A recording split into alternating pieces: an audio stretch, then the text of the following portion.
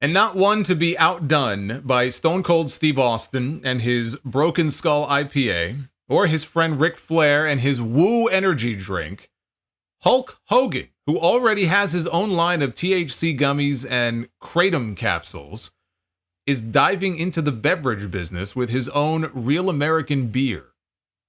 Described as an easy-drinking light lager that will be distributed across 17 states this summer, the press release says the malt is meticulously brewed with 100% North American ingredients containing a 4.2% alcohol by volume. Each can carries a rich golden hue to ensure a well-balanced taste. He told TMZ, "When I saw this promotional situation with Bud Light, I said, oh my God, there's an open light kind of like a wild, wild west deal like I missed the George Foreman Grill. It's one of those once-in-a-lifetime deals that come along. So basically, I saw this open lane, and the open lane said NASCAR, Americana, Country Western, Wrestling, Warm Apple Pie, Purple Mountain's Majesty. I said, I got a great idea for a beer. It doesn't matter if you're a Republican or a Democrat. It is way bigger than politics." If anybody knows anything about politics, it's him. "It doesn't matter what sex you are, what you believe in, what your race is. We have more in common than we don't. So I figured if I can come up with a beer that would bring America back together one beer at a time, then we can do it with Hulk Hogan's Real American Beer." So the Hulkster is going to bring America back together, one beer at a time, brother. Of course, it's a little strange he would go for a beer deal and traveled the country talking about how great his beer is when he told Men's Health last year that he quit drinking. He said he doesn't drink alcohol at all anymore because he caught himself getting too aggressive with it. So he had to stop. Now he limits himself to water and organic foods.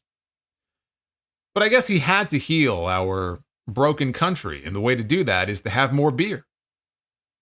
I love, by the way, that he is still going on about the Foreman Grill. How many years has it been? How many decades?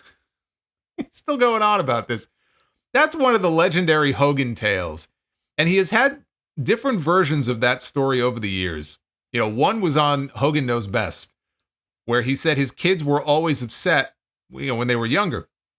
They were always upset that he would pick them up late from school. So one day he decided he was going to get there early, right? He was going to beat all the soccer moms, and he's going to pack lunches and everything. He's going to get there early that day. And so he did. And then when he got home, he had a voicemail message waiting on his machine from one of his lawyers telling him that he had a grill and a blender. And he was calling Hulk first to see if he wanted it before going to George Foreman. And when he called the lawyer back, he said George had already taken the grill. Like it was that quick. Now later on, he told another version of this story where he was having a chat with his agent one day, who was telling him, hey, you should put your name on one of these kitchen appliances. And he had this meatball maker.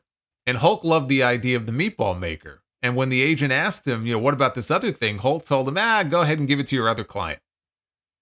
So again, different versions of the story. The real story is that Henry Holmes was George Foreman's lawyer. You may have heard that name before. Henry Holmes is also Hulk Hogan's lawyer. I think he still is. But Henry Holmes has told the story. It was George Foreman that they always wanted for the deal. It wasn't a case where it's like, well, let's call Hulk first, and if he says no, then I guess we'll go to George. Like, to hear Hogan tell it, that's the story. No. They wanted George Foreman for the deal. That grill sat in Foreman's house for months. He wouldn't even look at it, right? To hear Hogan tell it, again, he was the number one choice.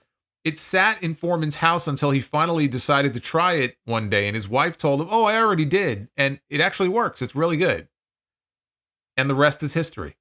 Foreman got bought out eventually of his share in the whole thing. And I think it's like $140 million they bought him out. So I know you'll be shocked to learn that Hogan told a lie.